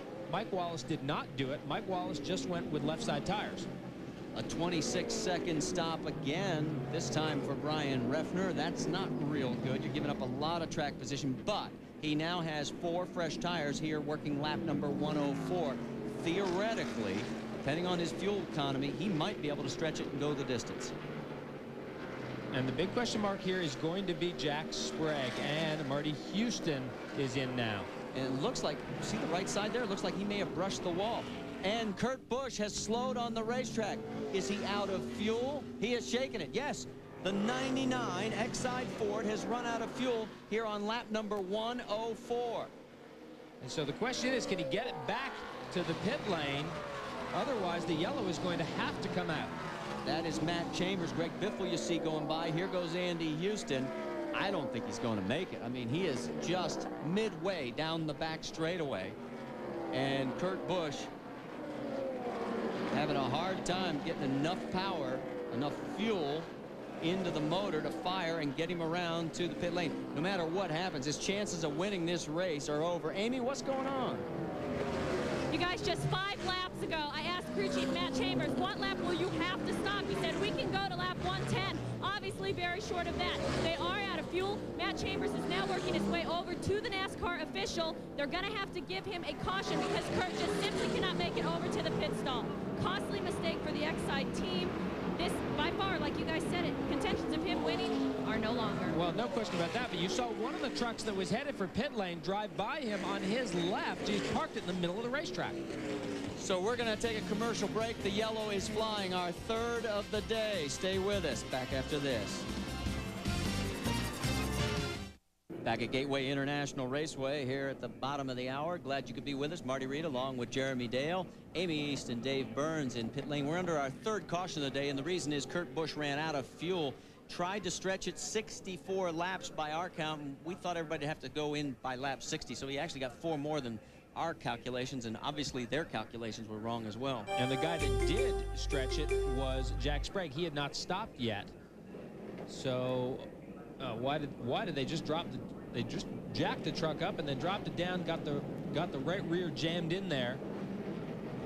And you make an interesting point. Jack Sprague also pitted back at the first caution on lap 40, and he did make it. So the 60 is in as well. Andy Houston, Dave, you're there? That's right, they're checking the toe in, Marty, and they had the measuring device over on this side. Now they're going to work on that right front again. Crew Chief Rick Wren is in the middle. Houston Caldwell, the jackman, is standing up, walking back around, and they're going to try to get that right front fender pulled out as well. Apparently they were satisfied with the measurements they took here on the left side. Truck a little cockeyed now for Andy Houston. Well, while we were in commercial break, the 3 race leaders came in. At the top of your screen is Jack Sprague, Randy Tolsman in second place, and Randy Renfro in third. A big break for this team. And look at the strategies. Well, very interesting strategy. Sprague takes his second set of right side tires. Tolsma, as we would expect, goes to the left side, but Renfro also goes to the right side, much like Jack Sprague. So Jack Sprague has not yet changed left side tires. Can he run this whole race on one set of left side tires? We're going to find out. And he did beat the other 2 back out onto the racetrack. So we're waiting for everything to cycle on through, and we'll be able to get everything in line for you. Let's get an update on our race leaders. First to Dave Burns. Marty, will we see shades of Pikes Peak all over again for Jack Sprague? 106 laps now, 108 laps on those left side tires. As you mentioned, they changed rights again. He was a little bit tied off, made an air pressure adjustment for that. As for Randy Tolsma, they changed left side tires, made an air pressure adjustment in the left rear, also pulled a tearaway off of the windshield. Amy East. As for Randy Renfro, who's having an exceptional race, Todd Myers, his crew chief, also his right front tire changer, gave them fresh right side tires. This is the second time they've taken on right side tires, so lefts are definitely not wearing as bad as their rights. They also knew they did it so quick, they made sure and give their drivers some water and also cleared off the windshield. A little concern, though, about the excessive brake dust inside the wheels. So a very heavy braking track with the long straights may be a little bit of trouble with Randy Renfro's brakes. We'll take a look on that, keep an eye on that for later. Behind Renfro, it's Grissom in 4th, Jimmy Hensley 5th, Joe Ruttman shown in 6th, Greg Biffle is 7th. Stay with us. With Dennis Conner, his crew chief. Jack has a vibration. The steering wheel's shaking like crazy. It could be the left front tire on the 24 truck. They're going to leave him out there till the lap times or until deteriorate or until Jack says he has to come in. Amy East. We saw the 2 truck of Mike Wallace come down pit lane. Tim Cahoot said, you know, we just simply came in too early. So with this caution, why not stop? They put a little bit of tape on it, topped it off with fuel, and thought they would take advantage of this and not lose too much track position. That's a story from the 2 truck. Wallace is shown in 10th place, 1 lap down. In fact, there are only 5 trucks shown on the lead lap. It's Sprague, Tolsma, Renfro, Grissom, and Hensley. We're back to green flag racing here on lap number 112. We're racing to lap 160 here at Gateway. Boy, what's the smoke in the back? It's the number 9, Lance Hooper. Spewing oil. And Marty, I believe our scoring only shows 5 trucks on the lead lap. In reality, Ruttman and Biffle, and we see them here, they are at the tail end of the lead lap. So Biffle now gets by Ruttman up to 6th position. I'm not sure I'm going to agree with you there, partner, because remember, Biffle was 2 laps down, and now he is shown as 1 lap down, which would put him at that very spot. But we'll find out. 48 laps to sort it out. Meanwhile, Jack Sprague with that vibration going around. Brian Refner. We'll keep an eye on his lap time. And Randy Tolsma right there again with Jack Sprague. And Sprague took right side tires. Tolsma took left side tires. Sprague drifting up the racetrack. Tolsma looking underneath. He's sizing him up right now. Well, Jack Sprague should be in better shape here, having taken those right side tires, but we don't know what's going on with the left side of that truck. On the past, when Sprague has gotten fresh rights, he pulled away from everybody. Tolsma, as you pointed out, changed the lefts this side. So he's got worn right tires, but he's staying right with him. Last lap time was 35.2 seconds for the race leader, Jack Sprague. And look at how low Randy Tolsma runs that truck 3 and 4, and that's what we saw earlier. He gets a run through the corner, but Sprague gets off the corner a little bit better than Randy Tolsma. Tolsma closes it up again, down in 1 and 2. Tolsma last year started second in this race, led 33 laps, and look at this log jam. So you can see Kurt Busch back out on the racetrack. They've got fuel in that truck. Look at this heavy traffic. There is the Andy Houston Cat Reynolds Chevy. We're on board with Mike Wallace. Wallace shown in 9th position. And your points leader is seeing Andy Houston right in front of him, but Houston is really in 16th position. So even though he's in front of Mike Wallace, he's actually behind him on the racetrack. And right now the 99 truck sits 24th, 4 laps down. So they lost 4 laps when that truck ran out of fuel. Did it sound like the 2 truck was having a misfire there? It sounded like going down the back straightaway, Wallace was having a bit of a misfire. Let's go back on board. Well, he's lifting off very, very early there down into 1 because there's nowhere you can really go. What was on the backstretch that I thought I might have heard? I don't know if my ears are playing tricks on me.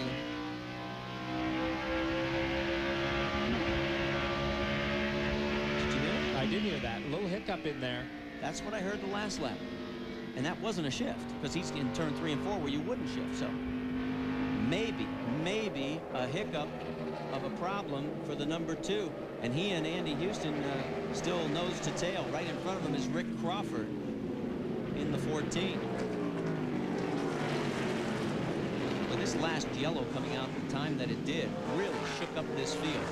We have 5 trucks on the lead lap, and in that log jam you've got trucks that are as much as 2 laps down, racing with trucks that are on just 1 lap down and on the lead lap as well.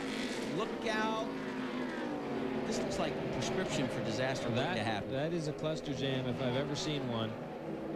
And Mike Wallace and Andy Houston would both like to get clear of this whole situation. Of course, the number 14 truck of Rick Crawford sits 15th right now. He's shown as 2 laps down. And so that is not for position. Guys who made the green flag stops before that yellow came out really got hammered by that 3rd caution. Rob Morgan there in the Axion Ford in the 46 right in front of Crawford and Mike Wallace. Boy, look at Wallace twitching. Take a look at the points as of right now. Wallace would have a 56-point lead over Jack Sprague. He would move into 2nd. Andy Houston would drop to 3rd. Grissom would remain in 4th, and Ruttman would jump up from 6th to 5th. Biffle would be in 6th. That would climb him a couple of spots. Busch would drop all the way to 7th. Setzer would drop 1 to 8th. Then Hensley and Cook would round out your top 10. And speaking of Jimmy Hensley, right now sits in 4th position. While these guys are making their way around, Greg Biffle has just been put a lap down. by the 24 of Jack Sprague, and there is Randy Tolsma. So Biffle did not get that lap, and here's another look at it. Whoa! Oh, well, there you go. He got a little loose down there in 1 and 2 and got a little tap from Ruttman, certainly not on purpose, and Jack Sprague was just close enough, so those two were at the tail end of the lead lap, and now Biffle is a lap down. Ruttman continues on at the tail end of the lead lap. Back by Sprague if you can. That's an understatement. He definitely does want to get back around Jack Sprague to get back on that lead lap. Let's take a look at our Dodge race recap. Our leader is Jack Sprague. Just hang with Sprague. If the yellow flies, we'll be into the line. He has led 106 of 121 laps. He'll get the Gatorade money for leading the most laps. He and Greg Biffle are the only two that have led this race so far today. We had a total of 4 drivers last year lead at 9 different times. Out of the race is Rich Woodland, Ryan McGlynn, Coy Gibbs, Doug George, Brad Bennett.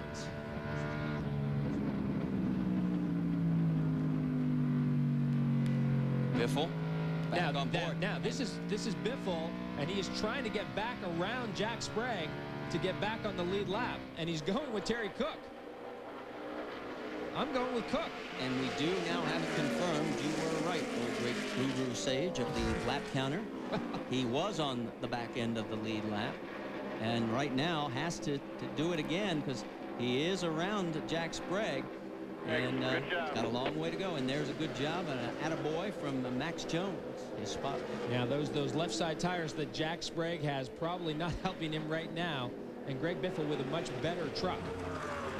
It's a boy. Hi, Derek, Sarah, and Garrett. We'll be back with more from Gateway right after this. Laps remain here at Gateway International Raceway as Jack Sprague, our race leader, started second, has led most of the way here at Gateway today, and has done it without changing left side tires at all. There is second place. Randy Tolsma has a great run going. Everybody in that camp's holding their breath that the bad luck jinx will leave that team finally, and they will get to celebrate something instead of anguish. Then right behind him is Terry Cook, who is a lap down right now, and Cook shown in 11th position. There is Randy Renfro. He is in 3rd place right now, 2.7 seconds back. Renfro under attack from Brian Reffner, but remember, Reffner is a lap down in 12th position, so he's trying to make his way back up. I think Renfro is trying to hold on to what he's got. Well, Renfro doing a very nice job, and the other guy doing a great job is Jimmy Hensley, sitting in 4th position. 54-year-old veteran from Ridgeway, Virginia, qualified 18th, has moved up into the 4th position. Amy, give us some news on Mr. Hensley. I just got done talking with crew chief Troy Selberg, and he tells me although their qualifying run didn't show that they feel as though they've been one of the fastest trucks here all weekend. They had clutch problems at the beginning of the first practice. They blew up an engine in happy hour, so they never really got to do a bonsai qualifying run, but they have known their race setup has been excellent. Now they have had great luck with the pit strategies, pitted under the yellow, and that is what is able, the fast truck that Jimmy Hensley has here today, to be up in the top 5 position right now. And he just went blowing by Randy Renfro to take over the 3rd position. And in fact, Renfro may be in some trouble. Yeah, I think Renfro might be in some trouble because he certainly dropped back an awful lot in these last 2 laps. As a matter of fact, he slowed down by about 2 seconds. So there he is. Oh, man, look at that race line. That is not the preferred line here at Gateway. And you can see the truck just not getting off the corner, not even running it out to the wall. So Renfro looks like he is in trouble. There is Grissom in the 43 truck, and he is the next truck back in 5th behind Renfro, about 3.5 seconds back, but that gap closing down very quickly. Steve Grissom started 14th, currently in the 5th position. Has done very well this year, taking over this ride for Richard Petty's team. Has not found victory lane yet. His best finish was a 4th back at Mesa Marin, and he's about to take over 4th, as he also took a B out for 4th. Is he one of the killer bees now?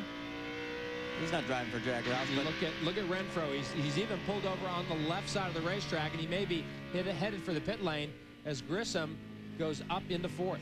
And he has moving on up again. He has 5 top 10 finishes. We told you about Bakersfield being his best. His average start, 15th. His average finish, 7.5. And he is the top Dodge driver in the point standings right now. So Ranfro is in trouble, and he is heading for the pit lane. In fact, it looks like he may be out of fuel, Amy. I haven't heard anything about fuel, Marty, but they did radio in that Randy thought he had a tire going down. This may be a result of the high temperatures that the brakes are giving them. Remember, I told you there was a lot of brake dust coming out of the front tires. Well, now they're going to change right side tires. He wasn't sure which tire was going down, but did feel that was what his problem was. Bad luck for the 41. Okay, so obviously the maneuvering down pit lane was to try and show him. Oh, and Andy Houston has made contact with the wall, and look at the damage on the right side of the Cat Chevrolet. And so far, no yellow, and that's what Biffle and Ruttman need right now. They need a yellow. That would allow them to come around onto the back end of the lead lap. Look and just run up. Well, you can see sparks under the truck. So it looked like the right front went down on the straightaway. Remember, he had the same thing happen to him last year. His luck at this track has been just abysmal. Dave? Not good at all, Marty. Finished 25th here last year. Was looking to make up for that so he can hang on to a second place in the points position, but doesn't look like it's going to. Right side front tire on now. Eric Smart getting it on, throwing his air wrench back across, but shaking his head and radioing in. Doesn't look good from his viewpoint. Yeah, he finished 25th, as you mentioned, and 30th back in '98, crashing in that event as well. So Gateway is one of those tracks that Andy Houston just wants to get out of town. If the race ended right now, he would be in 3rd place, 73 points behind Mike Wallace. Now, this is a little earlier on the replay. You see Wallace go by him as they go up to turn 3, and there you see the sparks from the right front as the right front dips down. And boy, he was lucky that that wasn't a much harder hit, and he gets it down across the grass. So Andy Houston has dropped well back in this field now after having another problem. He is 21st right now, and a black flag is being shown to Andy Houston. Well, we talked about his gate crashing. Well, at the super speedways, he normally does very well. In 2000, his average finish has been 2.3 and 12.4 in '99. But look at Gateway, 30th and 25th. And boy, it has just been an abysmal place for the number 60 of Andy Houston. And you saw the black flag come out. They black flagged Andy Houston, and you could hear Andy on the radio. And of course, the guy's looking at the tire to try and figure out what went wrong up in turn 3. So Andy Houston now will bring the number 60 truck back down pit lane. I don't know if this is for a penalty or because of a problem on board the truck that NASCAR officials want them to correct. We'll have to clarify that. But he is slowly, 45 miles an hour, making his way down to pit lane. Meanwhile, we can tell you Jack Sprague's lead is 3.5 seconds over Randy Tolsma. So despite the tire situation, and yes, they're going back to work on the right side. Dave, what's going on? Tape bandages, Marty. You see him putting them on there. They try to get it on to hold that hood and the fender assembly together, and they're going to send Andy right back in. So it was not a penalty situation. Boy, he lights up the rear tires. I think Andy is a little bit disappointed right now. That's probably an understatement. And there a lot of notes being taken. Race leader Jack Sprague doing very well up front. We are working lap number 140. Stay with us at the Ram Tup 200 by Pepsi.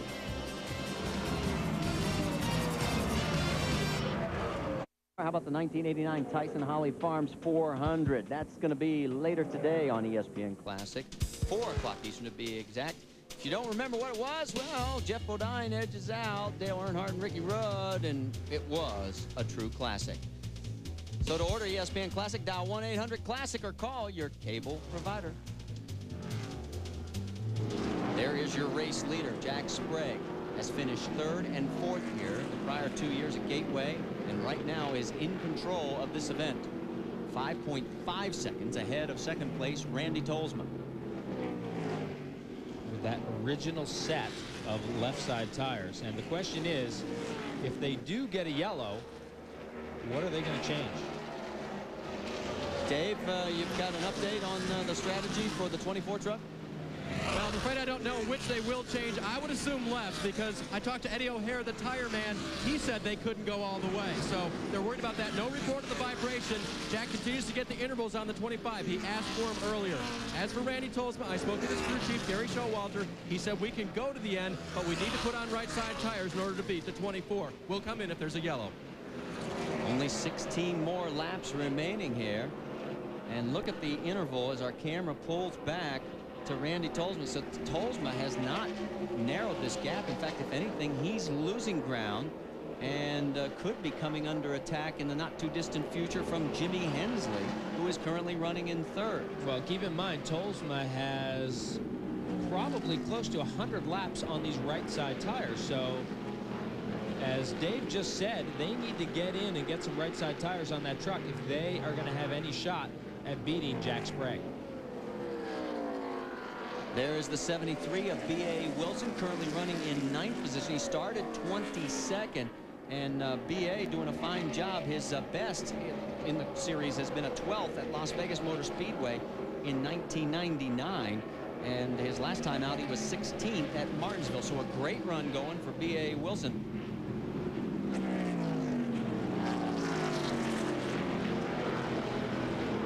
Got Randy Tolsma coming up on. Oh, he's got some damage on the right front quarter, so obviously he had a little bit of contact out on the racetrack, but it has not impeded too much of his progress. He's waving Tolsma to the inside. As a matter of fact, that last lap, Refner actually went around B.A. Wilson, so B.A. Wilson now sitting in 10th position, Refner up to 9th. And look at that truck wiggling. The battle for 5th is starting to heat up.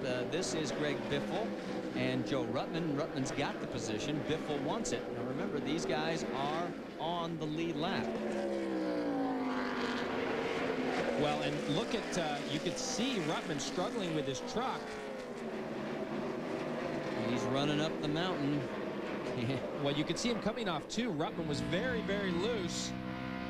And we'll get a good look at it here. He's got a pretty good look at the back of Joe Ruttman's truck. And if he's loose coming off too, we're going to know it. Ruttman takes it a little bit deeper than the Granger Ford of Greg Biffle. They've got a little slower traffic in front of them there. That is Kenny Martin in the number 98 Ford that they are going around.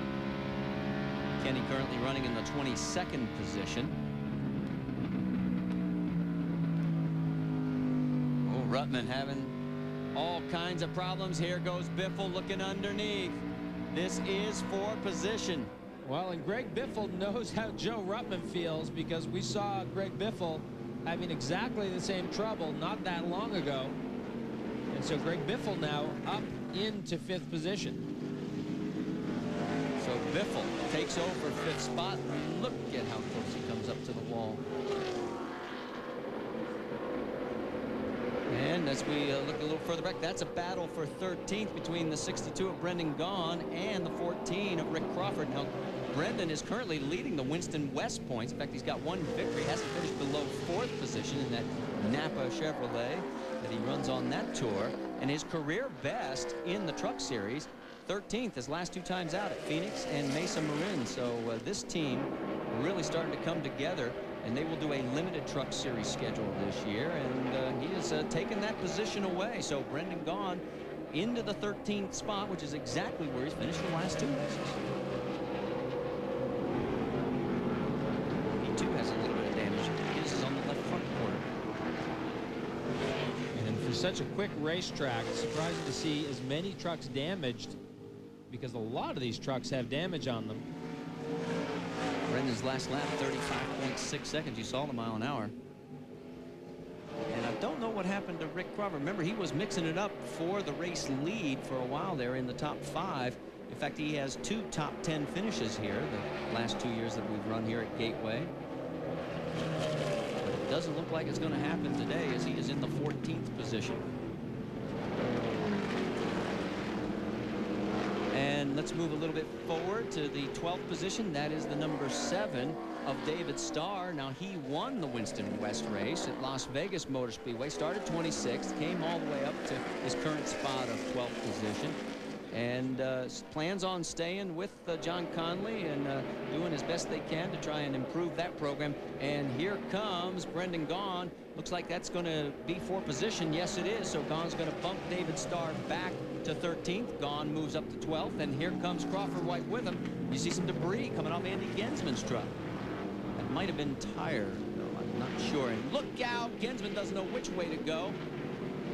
That was a little bit close. Yeah, I thought Crawford was actually going to get him in the rear bumper there.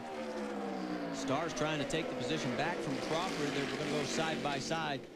A lot of these trucks, as the laps are winding down, we've got 7 to go. And meanwhile, while all this is going on, we'll just let you know that Jack Sprague is in control up front by 7.5 seconds. That would be the largest margin of victory here at Gateway. And actually, that's quite large anytime on our tour. It would be, let's see, the record for the widest margin. Jack Sprague holds it at Phoenix at 13.18 seconds. So Sprague man after it. This would be his 17th career win if he can pull this one off. Let's move back to second and third. Randy Tolsma. Randy's coming under fire from Jimmy Hensley in third. In fact, there he is in the Lance Chevrolet. Hensley right on the back doorstep now. So Tolsma, and his lap times have come down. He's down at 36.1 seconds. Our tires a factor on the SuperGuard Dodge, and he is in trouble. Here comes Hensley on the inside. Sticks his nose into the corner, and he is going to take the spot. Yeah, Randy Tolsma definitely hurting on right side tires right now. He really, really needs right side tires, but with only 5 laps to go, I'm not sure he's going to get an opportunity. Yeah, considering everything that's happened to Randy, though, they will not be disappointed with this third-place run if that's where it ends up. And Jimmy Hensley's team, Team Renzi, they are really starting to gel, coming off of a 6th place at Portland. That is the 75 of Marty Houston right in front of him right now. And Marty is down. A little bit of contact. Whoa, and it looks like Steve Grissom may have had some contact with someone. He slowed for a bit. Well, Grissom was running in 4th position. Biffle and Ruttman have gone by Grissom, so something happened in that whole mix. Let's take a look. Biffle, whoa, just gets underneath of him and gets him loose. You know, it's hard to tell from that angle if he actually touched him. Or did Grissom slow down? We won't know until we talk to these guys after the race, because Grissom hasn't caught back up to him, that's for sure. But certainly it looks like he could have touched him, given him just a little bit of a touch, pushed him up the racetrack and kind of forced his way through. So Greg Biffle now up into 4th position, sitting 24 seconds behind Tolsma, so he's not going to catch Randy Tolsma. 3 laps remaining here at Gateway International, and there is your race leader, Jack Sprague. Sprague about to put the 43. See, I think maybe that Grissom had a problem, and maybe that's why they had that contact, because he just got put a lap down by our race leader. Well, it's quite possible that Grissom is also out of tires, and he was just a lot slower through 3 and 4 than Biffle, and Biffle just had a bit of momentum on him. 2 laps to go. There is Jimmy Hensley running in 2nd place. This will be a season best for this team, coming off their prior season best at 6th. For that man, Jack Sprague, well, it's going to be victory number 17, 11th on the super speedways, and he has done it in start number 129. With the white flag coming out this time by, he's the only man to have run every single NASCAR Craftsman Truck Series race, and he is in control of this one. This time by, the margin is 7.4 seconds. And Jack Sprague just has to take it on home, and I can't believe the left side tires made it. Well, you know, that says a lot about the way Jack Sprague drives this truck, because if you were overdriving it, if you weren't smooth, you're going to run those left side tires off. Coming through turns 3 and 4, this is going to break a tie that he has in the win column. It'll move him into 2nd place in the all-time standings with victory number 17 at the Ram Tough 200 by Pepsi. Jack Sprague is your winner. 2nd place is going to go to Jimmy Hensley. Randy Tolsma will come across the line in 3rd. Stay with us. When we come back, we'll talk to our winner in Victory Lane here at Gateway International Raceway. Jack Sprague. And Jack Sprague now out of the truck. The usual Gatorade shower. But you know what? It has been a long time since he's been able to do that. And Jack, I know it wasn't easy today. What the heck was going on with that vibration at the last half of the race?